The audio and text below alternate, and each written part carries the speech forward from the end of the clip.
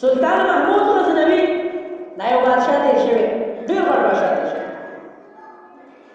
دا یو ځای ته لاړل په سفر باندې، هلته چې لاړو ورسېدو نو شپه پرې راغله. سلطان محمود غزنوي ته د شپې ځای پکار و، یو ځای ته ورغی، وایي ما ته د شپې ځای راکړه. هغې ورته د شپې ځای ورکړ.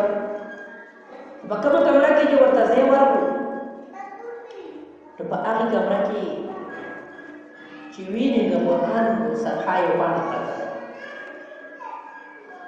سلطان محمود غزنوي چې دغه پاڼه ولیده نو سلطان محمود غزنوي وایي چې دې پاڼې سره څه وکړم. فلا هادي له